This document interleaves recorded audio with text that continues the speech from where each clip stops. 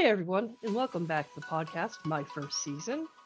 Greg and I have never worked together before, but we did meet in Cancun in 2004 when he was a GO and I was a GM. My first season was as a snorkeling GO at Club Med Paradise Island in February of 1986. Before Club Med, I was actually in high school and graduated at 16 and a half years old in 1985. And after Club Med, I went to Arizona State University and Northern Arizona State University for several years. Yes, I pulled a Van Wilder and got a double BA in art and history with 5 minors, and then a master's in English history. I also worked as a travel agent for many years and spent a small period of time working in the Club Med offices in Scottsdale, Arizona.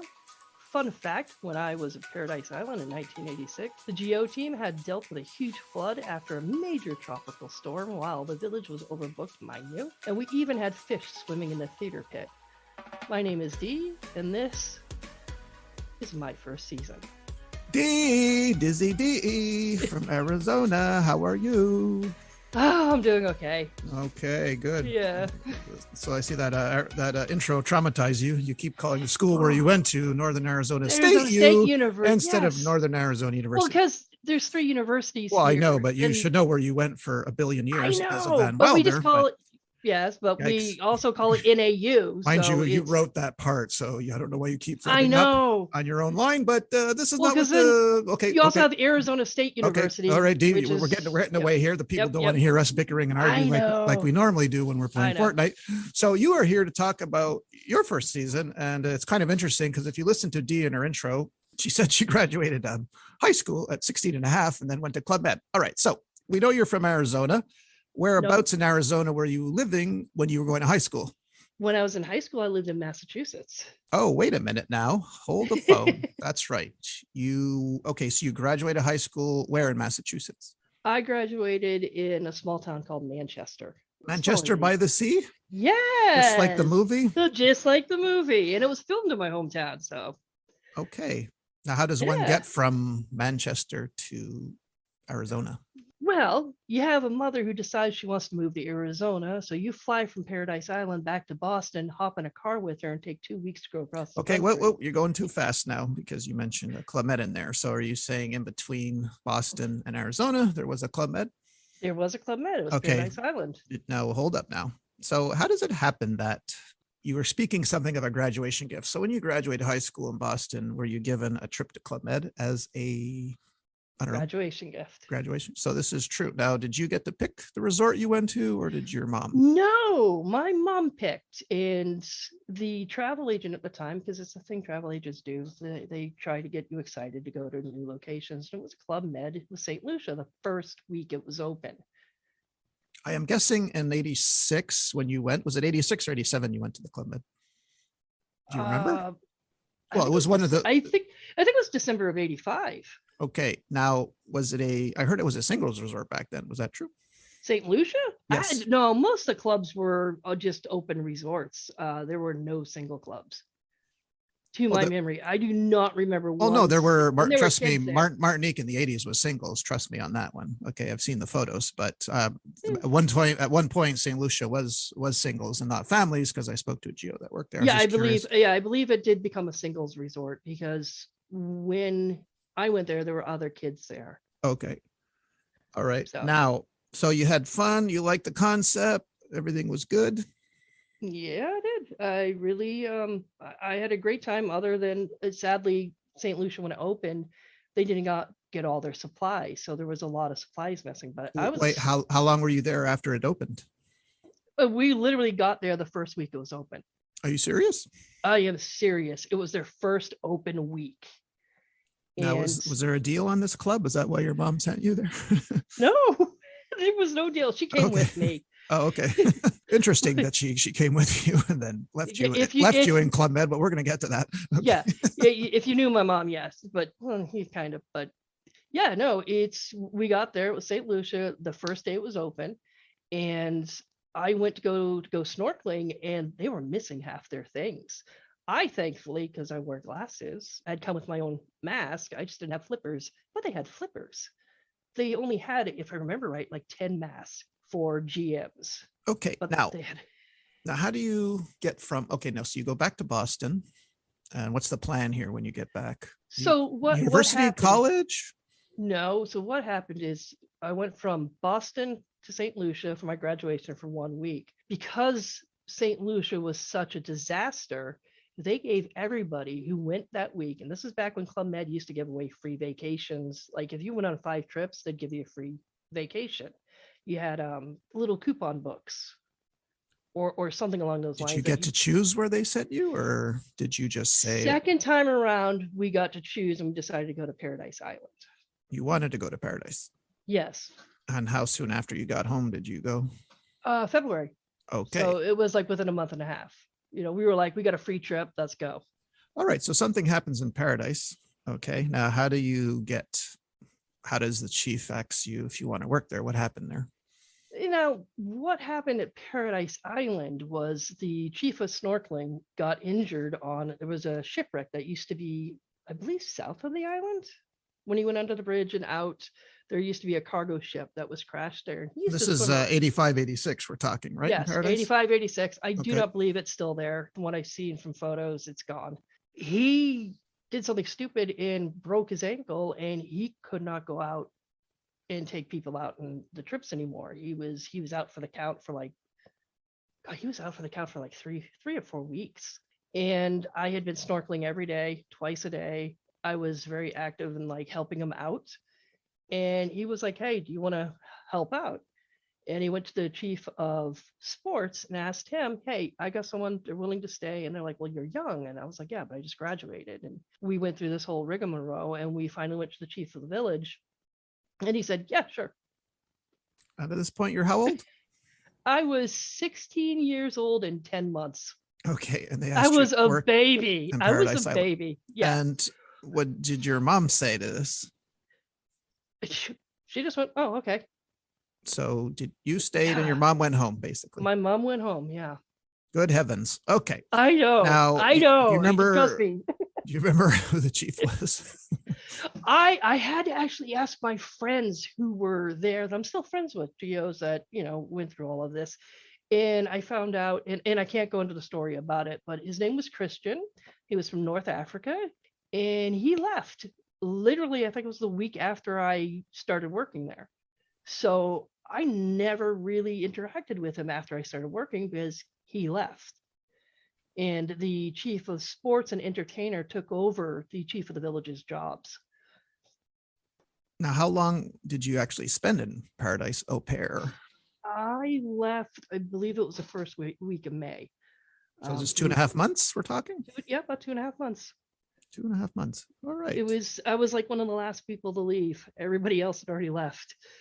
So what's Paradise Island like in the mid 80s? It was wild. I don't know. You were there, I think, in the mid 90s? No, I was there in 2002. 2000. Wow. So yeah, a lot changed. So yeah, it was crazy. It was an open resort.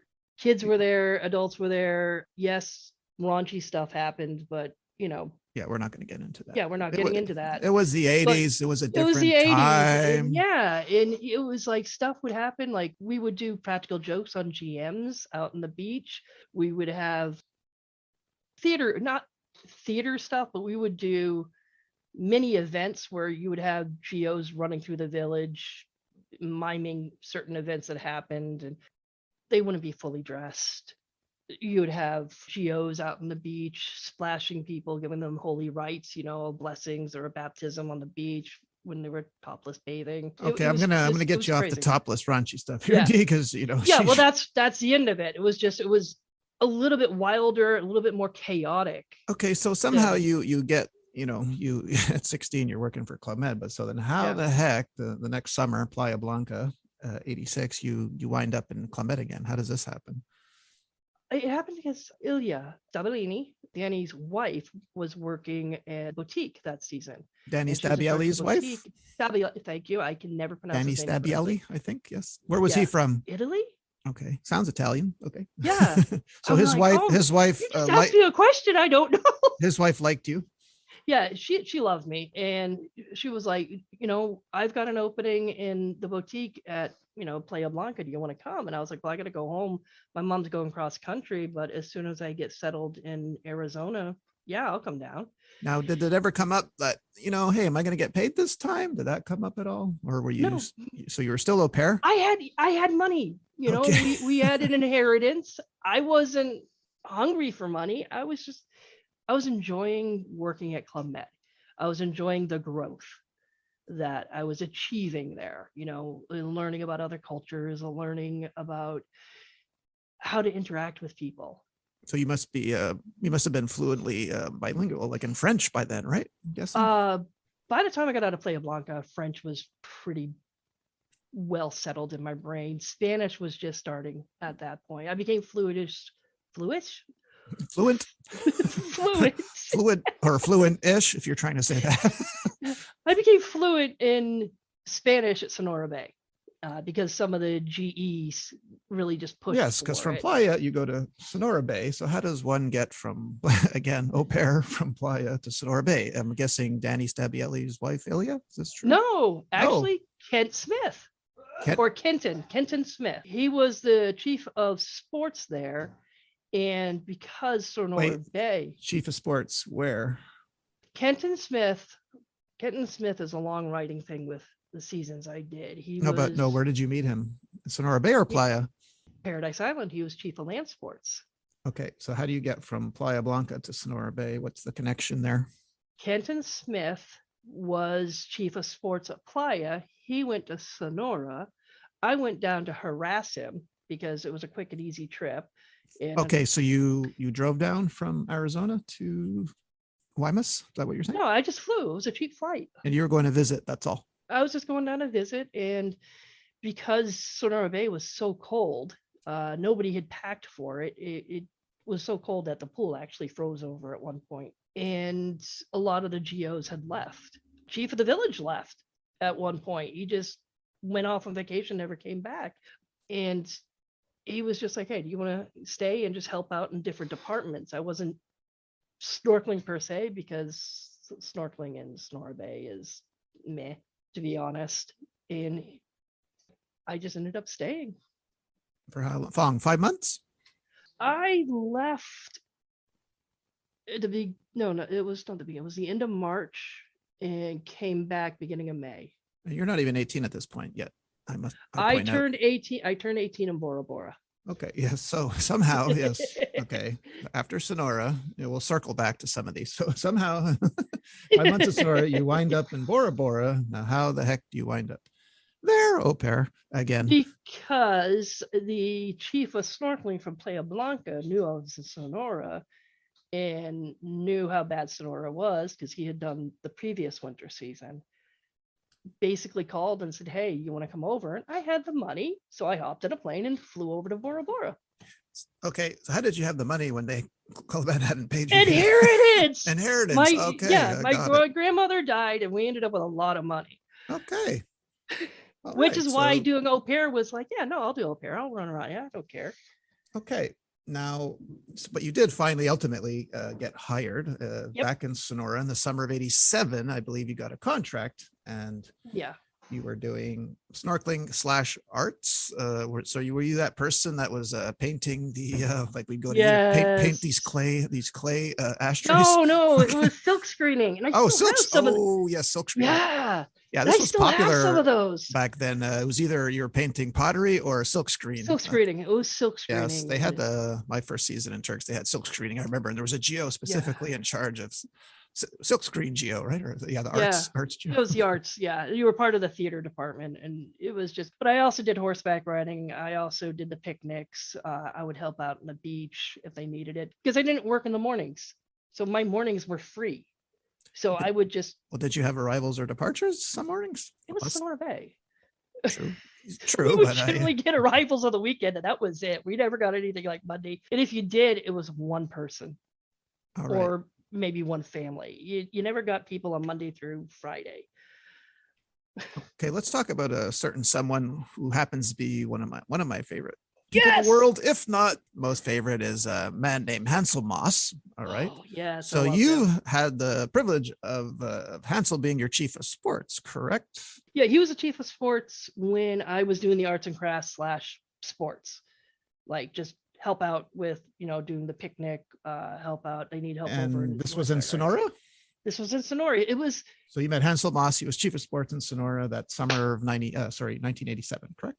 Yeah, 1987. I believe it was his first season as chief of sports too. He hasn't responded to the message I sent him. Yeah, I know. Sorry. I'm still trying to get him. He's agreed to come on. So Hansel, if you're listening to this, God, yes, please. You've told me yes 5 or 6 times. So I'm going to get you, buddy. God. 2022 is my year, Hansel. I'm coming for you, bud. Hansel, do it, Hansel. He's just, he would be so much fun to have on here. Well, true, but wasn't he? What's he like as a boss? He must have been great, right? Because God, he was super positive. He was always willing to help. I mean, he was almost like a Handel. You remember Handel? He just, I don't know if he ever became chief of the village. Could have, should have. Yeah, he should have, because he was that type that it was just, he knew everything. He got involved in everything, and he was just always there. If you needed help, he was there. He was just a blessed man. I mean, he was just perfect. And I remember he loved doing photography too, which is not what he does. Yeah, one of the many things. Yeah, he does. That's how I met him in Columbus in '96. Yes, he was a photographer and training partner. Yeah, unofficial training partner. Oh my God, yeah, he spent quite a bit in the gym. If I remember right, he even ordered equipment for the gym. Yeah, that wouldn't surprise me. Yeah. All right, let's get to your season. Back in Paradise, you had a major tropical storm. Your village is overbooked. And so is it true that there was so much water that, the theater pit, yes, in Paradise is actually a pit. And you're saying there was even fish swimming in there? Yeah, it was a tropical storm that rolled in, and literally the whole island was underwater. We had to move GMs from the first floor up to the second floors because the vast majority of those rooms ended up with water in them. And then all the GOs had to move out of their rooms. And we were sleeping wherever we could find a place to sleep. And when it had passed, a lot of the water had gone away except for in the theater pit, where we actually had fish swimming in there. We were worried there were sharks. I remember Kent running around with a net trying to catch the fish so we could throw them back into the ocean. I don't remember what Vincent was doing. Vincent was our entertainer, Vincent Ferrelli. I only remember him because he was English from Oxford, and he was like a little bit taller than you with bright green eyes. And those two combined, him and Kent, were like the perfect storm when it came for entertainment. They were just perfect together. Okay.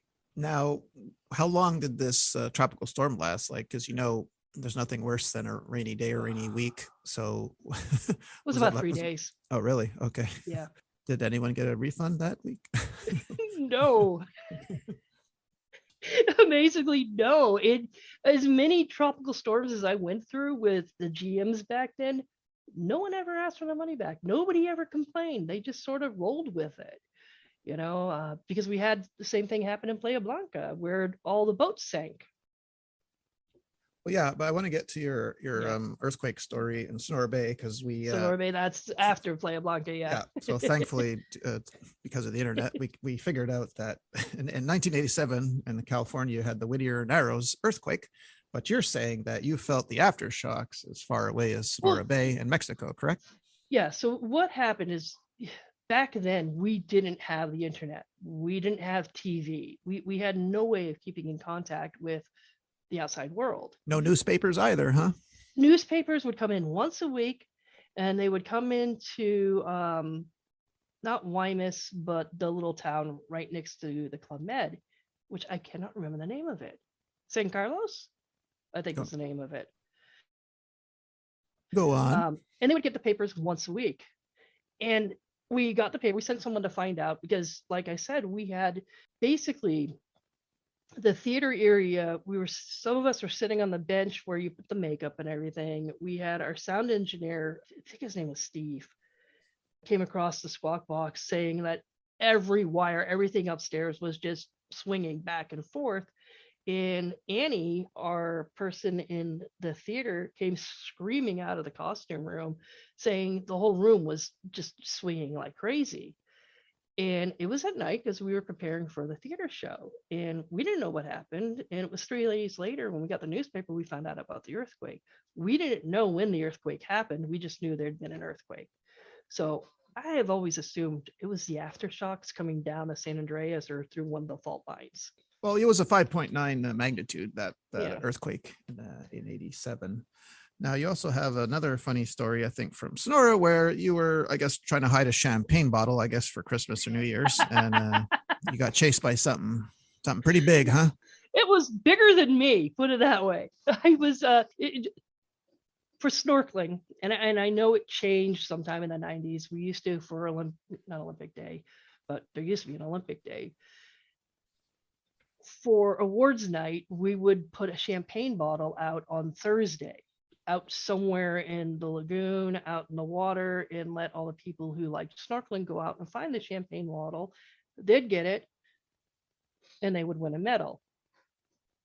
And I went to go hide this, and there was an underwater rock feature of some sort, and it was good, probably 40, 50 feet down. And I went to hide it, slammed it into a rock, started swimming up, and it was probably about 60 feet to the surface, looked down, and there was a head chasing me that was bigger than my fins, with teeth gashing at my fins, and it was a moray eel, and it chased me out and chased after me for a good, like, another 20 meters out of the canyon. So it didn't bite you? No, well, it took nibbles out of my fins, but it didn't get a hold of me, and I'm like, oh my god, that was so lucky. Yeah, I mean, the moray eels, just looking at one, looks like the most terrifying thing in the ocean. And it wasn't that far from me, because I mean, you know how tall I am, and then I only had the short fins, so I mean, it was right there, and I was just like, holy crap! And I know I kicked it because it went after my feet, and I just went wham in the side of its head and just took off, and it was just like, oh my god! And I kept looking back, and he's still chasing me. I was about halfway back to shore. Are you on a squeaky chair? Did we not go over your chair? You have to get some here. Wait a Sorry. All right. Well, Dee's promised to put some oil on that chair, and hopefully it's the last we hear of that. All right. Now, Dee, what were the crazy signs like in the 80s? Do you remember any? Or I remember, oh good Lord, we did it once at Cancun when you were there. We used to do 2 crazy signs. It was the Crazy Signs, and it was a song it was a Quebec group, if I remember right, that sang the music. Really? Yeah. Okay. I cannot. Oh, good Lord! Somebody else. You must have already did YMCA, right? I think that's the oldest one of the no, oldest. No, we did not do. We didn't. It was the Crazy Signs and Hands Up. That was it. We only did those. The Village People big in the mid 80s? I know they had YMCA. Yes, they were. So you actually got out of doing YMCA? Is that what you're saying? We didn't do YMCA. We did the Crazy Signs where you clap and pass your hands, take a drink of coffee, go. Oh yeah, then you speed it up, right? The second time. And then you do the one clap, yeah. But okay. We did those 2 Crazy Signs, and then at Sonora Bay, out of boredom, we started doing other stuff, and we started doing Tequila from the Pee Wee Herman movie. Tequila. Yes. Did you copy the dance that he does in that movie? Because he did a very funny dance. Okay, good. Nothing like seeing Kenton Smith do that dance across the stage. Okay. And I have no photos of it. That's too bad. I know. Hey, did you remember, we didn't talk about this, but just in Club Med, mind you, in Club Med, did you meet any celebrities in Club Med? Well, in the mid-80s? In Club David Lee Roth. Okay. David Lee Roth. Playa Blanca? Yes. Yes, I heard that he used to frequent Playa Blanca. He used to arrive alone, correct? Sit at the back of the bus, shades on. Yep. Yeah, that's crazy. It just, and I remember he was there, and I had a run with him earlier in like 1984. Stupid story, nothing to do with Club Med, but I was going to a concert, not theirs, and they were in the same hotel, and I walked in between David Lee Roth and Eddie Van Halen. And then when I met him again at Playa Blanca, I made the comments about that, and they were like, he was like, oh my God, that was you? We have talked about you for years. This stupid girl, not knowing who we were, just walked in between Eddie and me, and I'm just like, yes. Oh wait, was he being sarcastic, or he actually remembered you? Because he actually remembered me. Oh, okay. I thought he was being sarcastic. As drunk as he used to be, and as you know, as we all know, David Lee Roth, it's like I couldn't believe. And I think it was because of Eddie, because I remember Eddie turning around and looking at me like, what the hell? And it was my friend who was with me at that concert that was just pointing like, do you know who the hell you just ran through? And I was like, what? And I turned and I looked and it was like, oh my God, yeah, that's it. You know, that's Van Halen. But I didn't realize it. Simon Dave. Also at Playa Blanca, Arnold Schwarzenegger, and again, I met Jesse Ventura. Well, wait, they weren't. No, but Arnold wasn't staying. They weren't at the club. No, I meant in the club, like inside the resort. But they were on the route to the club. Predator. Yeah, no, I know, but I'm just talking about inside the club. Inside the club. Celebrity encounters inside resorts, the many resorts you worked at. There was someone at Paradise Island. I didn't know who they were. So, I mean, and that happened a lot, is people would be like, oh, so-and-so's here. And I'd be like, who? I don't care. And I'm assuming they were probably European people. Did you ever have any hurricanes your time there? I mean, we know you had tropical storms. You ever come across any hurricanes? There was, I wanted to call it a hurricane, but I think in the Pacific, they're called typhoons. Yep. Yeah. So when I was at Playa Blanca, no. I thought you were going to say, because, well, Bora Bora is where you would have had a typhoon, not Bora Bora, there's, I remember like 2 stories from Bora Bora. That was, I mean, just a month and a half. But in Playa Blanca, and you remember how Playa Blanca was set up in that harbor with the island out there. We had a typhoon come through, and this is with Kent and Danny, and I have photos too. But after the typhoon passed, all of the boats, security boats, scuba boat, snorkeling boat, all sunk. They were all knocked underwater, and we had to use the scuba equipment to at least get them floating, and we all got them so all their bows were poking up above the water, and then attached ropes, brought them to the shore, and then got all the GMs to help pull them to shore. And during that, twice the ropes broke, left whiplash along the guests. Nobody complained. That's the amazing thing. And then that night, after we got the boats back to shore and drained and everybody was working on them, the chief of the village, Danny, opened up the bar for everyone for the rest of the week. So it was free bar, free drinks for everyone. Now, let's get back to something I spoke to earlier about, or actually in your pre-interview. When I asked you, when you finally got a contract at Sonora in '87, how much you got paid, you said some ridiculous amount, like $650 a month. No, 600. Okay, 600, which I said cannot be, because when I started Turks and Caicos in '94, I was paid $450 US a month. So I'm wondering how in '87, I don't know. It has to be this American Canadian geo thing, because that's. No, I believe you. There was someone else who mentioned that too, and I couldn't figure out why you would get paid more. You know, just eight years before I started, and then or unless the salaries dropped that drastically. But you would think you would make more as the years went on, right? I mean, you would think you would. Yeah.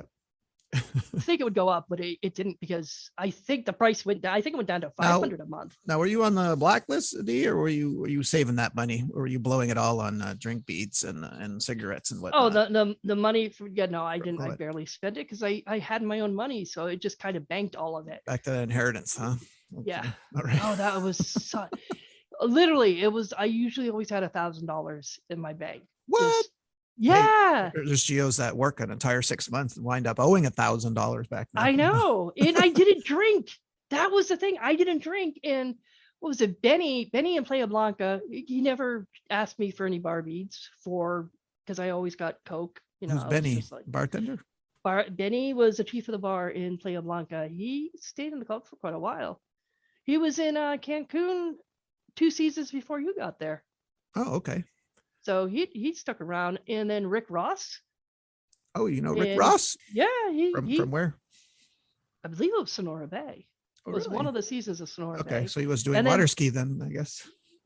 I believe so. Yeah. And then there was Pepe. You remember Pepe from Excursions in Cancun? Yeah, he was in water ski winter season of Sonora Bay with Hinton Smith. All right. Of the 4 villages you worked at, this is just a curiosity question. Would you say that out of Paradise, Playa, Sonora, Bora Bora. Was Bora Bora the most beautiful one? Bora Bora is definitely the most beautiful. Oh, it's gorgeous and just perfect for a snorkeler. I mean, for someone who loves diving, who loves, swimming in the ocean, chasing fish, being an idiot with fish, Bora Bora was just, beautiful. And the rooms were great. The rooms used to go out onto the water, like at the Hilton. I don't know if you see is the movie Triple X with Vin Diesel where he ended up in Bora Bora with. Just to sidetrack, not to get too off your story, but I think when we met, did we not bond over Vin Diesel in Cancun in 2004? Richard B. Riddick. Yes, it was the movie Pitch Black. I can't remember who was walking home or walking the other home slightly tipsy, but I think we met on that road. I think was it you checking out every light on a zigzag pattern, or was it me checking out the light on the zigzag? It was your first. You had just arrived. Okay, yes. You didn't even have a pen.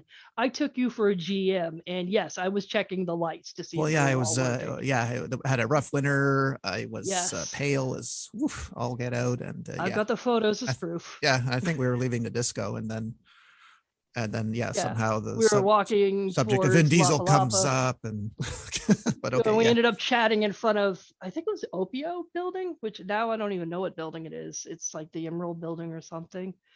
And we ended up chatting, and then you went to your room, I went to my room, and then I came down to sailing the next day, and we chatted even more and found out we had even more interest.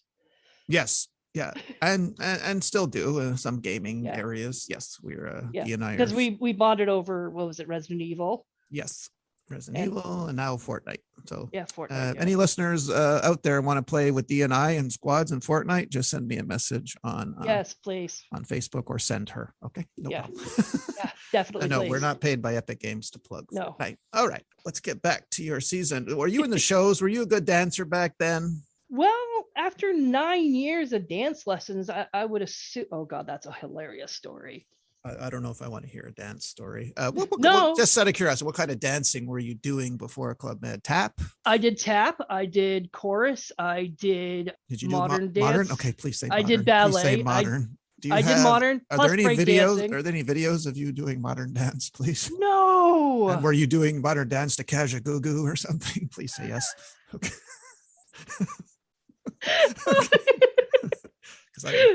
No, but I did like Kajagoogoo. Okay, well, I thought you would, but I thought you made some kind of modern dance to that group. Okay, for a song. Oh God. All right. Well, we'll find it if it's out there. Okay. Yeah. Oh God, if there it is. I mean, GMs, they took so many photos, so many pictures, so many videos, because videos were coming out at that time, the video cameras. So I know someone out there's got video of. Okay, side question. Now, this is more of a present day question. Since you were a GO in the mid 80s, and we don't get many of you mid 80 GOs on, to this day, do you ever have the same recurring dream where you are back working at Club Med, or do you just not dream? Yes. You do. And I have messaged you about this. I was hoping they'd finally go away at one point. So you're saying from 85 till now, you still have the odd dream that I have the odd dream where I'm working at Club Med. And the last one I had was several months ago, and you were still a GO in it. I wish. Okay. Yeah, you were there. And I'm just like, why is Greg in this dream? Please say I was a chief of village by then, at least. Okay. Just lie. No, you were chief of sports. So. Okay, I'll take it. Yeah, okay. You'll take it. Yeah. But it was just like, what the hell, and my kids were there and my animals. It was the weirdest dream, but I was in, I think it was Paradise Island. Okay. Now, you mentioned Kenton and Hansel. Were there any other employees or managers that stood out to you in a positive way, like made a good impression on you? Like besides Danny Stabielli, was there anyone else that we haven't mentioned that? There's that Janine. She's still a friend of mine. What does she do? She was a hostess. Oh yeah, back when they had the hostesses. Yeah, back when they had hostesses. There was Fantastique. He was the one who vouched for me. Wait. Are you saying there was a GO with the nickname Fantastique? That was his name. Oh, come on. That's no one's name. Fantastic. That was his name, because like we all went to planning, we all went to check, like, and no, that was his name. No, that's going to be a famous club med nickname. Come on now. Come on. From, you're looking at a baby swaddling in the crib. You know what? I think we're going to name him Fantastique. He was from Jamaica. That's all I know. Okay. You sure it's not from that song, right? Free Fantastique. Yeah. Yeah, exactly. But I like to move it. Yeah, that's where I'm getting it from. Okay. Yeah. Fantastique. We looked and it was like on all his paperwork, everything said Fantastique. And we were just like, no, really? Oh, okay, sure. All right. I'll go along. Yeah, I'll play along. And in Sonora Bay, he was married and he had a child. Okay. So he's one of those geo couples that travel with the And he baby. was chief of the bar. Yes. Okay. I never could understand that. Yeah. Besides Fantastique, who else? There was Matt. Matt was the geo in Paradise Islands. He was, if I remember right, he had been in the Navy. And when he got out of the Navy, he went to Club Med. I'm trying to go through each village, trying to remember. Well, no, we can always circle back. Now, did you ever have a favorite animation passage from any of your seasons, like where you saw the animator do any stand out? Do you recall one? I don't know if it was the Energizer Bunny one or the Superman. Do you have one that stands out, like from an animator, or do you recall any of your animators? Yeah, well, now entertainer or animator, because we had an entertainer. Well, no, the guy that does the passages there, who doesn't break character, like he dresses up. Right. Okay. So that was the Okay. Well, we call them animators. So do you any of those guys do something that cracked you up? Oh, there was a couple of ones. One of which, I mean, it wasn't an animator. It was the entertainer, which was Vince Ferrelli and Kenton Smith in Paradise Island, would do this routine where they would run through the village. They were wearing next to nothing while being chased by a bunch of female GMs and geos, all crying and screaming, while being chased by the chief of the village and chief of sports screaming, "You are fired."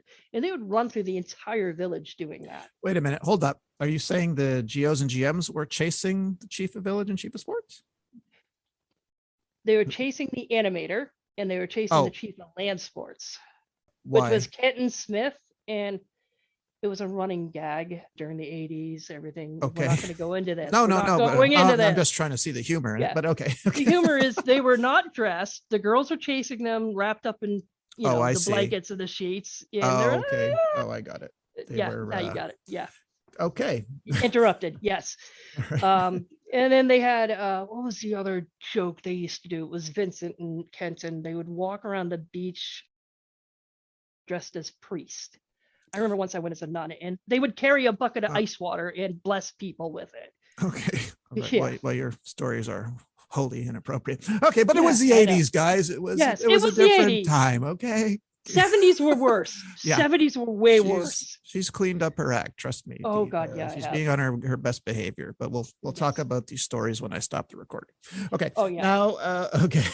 I tried telling you. I want to get off of your Club Med. So now you say you pulled a Van Wilder, but Van Wilder famously went to university. He was a 7-year senior. Yep. So now at one point, I guess after Paradise Island, that winter 87, do you think I should go back to school? Like, what was the thought process here? Well, yeah, the thought process was I took a break, because everybody after a couple seasons is like, okay. And that last season of Paradise Island, I was like, I gotta step away. And I stepped away and I went to Alaska, ended up having my son, and I went, okay, I kind of got to go to school. And I went to school. And I went to school. What did you, so when you went to Arizona State U, what did you enter? Were you in history? What did you take? I had no idea what I wanted to do. Okay. So I went in with just general studies. Okay, and I went into art. Why did you take 5 minors? Or what usually people take 1 minor. So why did you take 5? Are you an overachiever or something? It's not that I was an overachiever. ADD, okay. And I would, I like this. Oops. Okay. All right. So so you a minor adds at least, I don't know at the States and Canada, but a minor is usually at least 30 credits. So you're adding time to your degree. I did. And you became quite an institution there at these two Arizona universities. ASU and NAU. Yeah, I went between the two. Which one was the bigger party school? ASU. Okay, ASU. And ASU is known as the party school. And then you decide to do a master's in English. Now, how long did it take you to do the master's? About 4 years. Okay, well, at least that one you finished in relative time. Yeah, Now, how do you get to? You said you spent a small period of time working in the Club Med offices in Scottsdale. So was this the office that was booking the vacation? Yes, it was the reservations office. They're in Tempe, Arizona now, if I understand. How did you wind up there? I was working part-time, going to school, and I was just wrapping up my BA. And I saw the advert in the paper. You remember newspapers, we used to get those. Make your hands dirty. Yes. And I saw the advert for Club Med. And at my part-time job, I had run into someone who worked at the office. And they're like, oh, yeah, no, you should come up to the office and work. We'll hire you in an instant because you're an ex-GO. And I was just like, oh, okay. And I went, and it was after 9/11. I remember that much. So it was 2002. And I want to say February. And I got hired, like, boom, no problem. They were like, okay, yeah, you're hired. And because you went to most of the villages that they were selling and you knew how to talk about them, or? I knew how to talk about them, and I knew how to talk to them about them. And did you talk to people? Like, were you on some kind of hotline where people would call in and book? Yeah. Is that okay? Yeah. It was the 1-800 Club Med was the phone number. And people would call and you'd be like, hi, welcome to Club Med. This is Dee. How can I help you?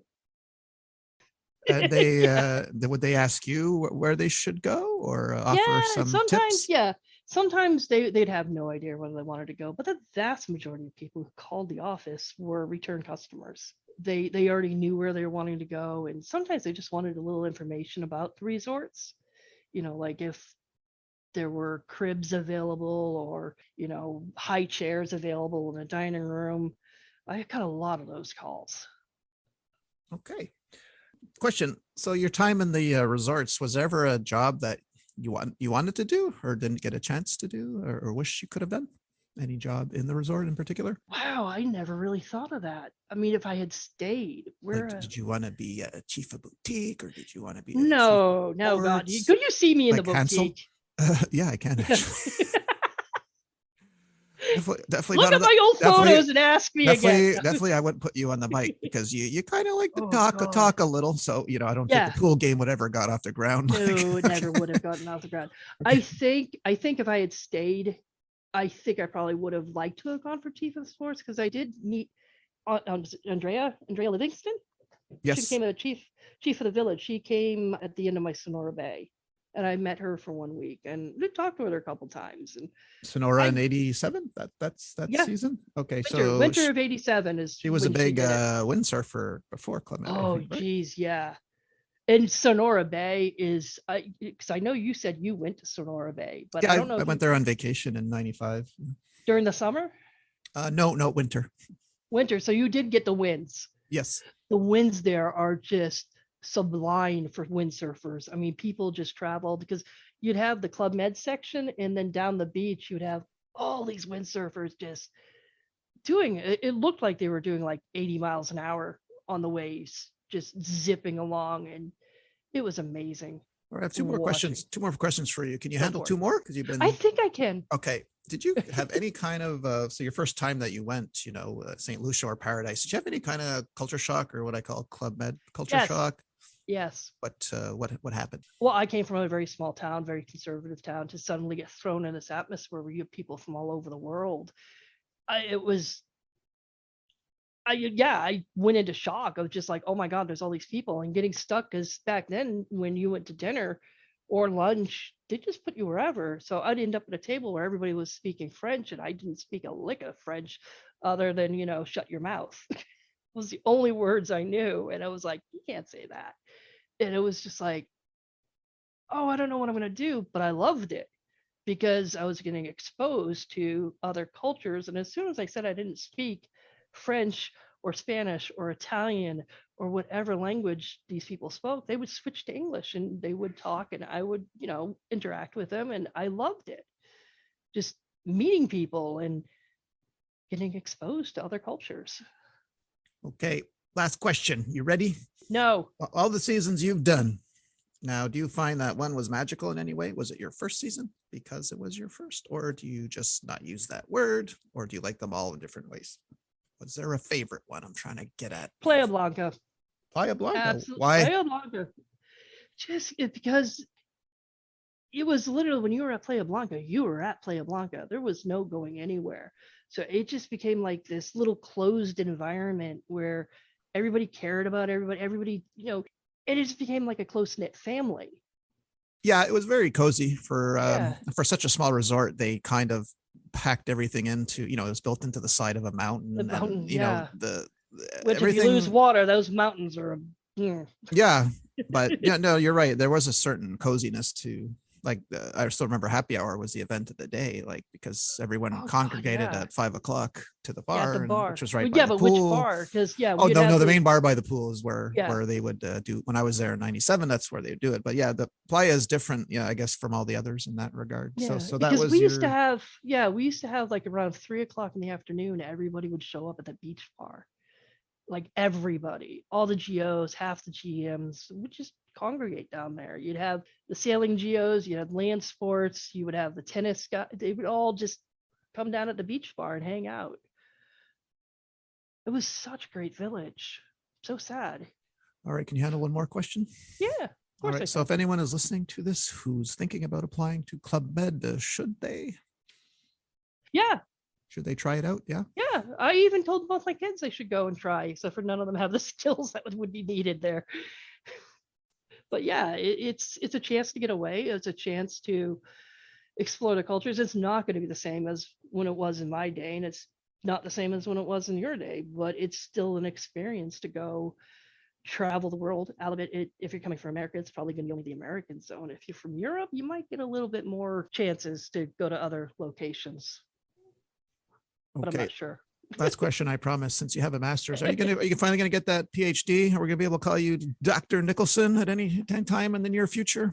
Oh, I got about 2/3 of the way through my PhD. All right. So if ever the country decides to make it so it doesn't cost me any money to go back to school. Okay.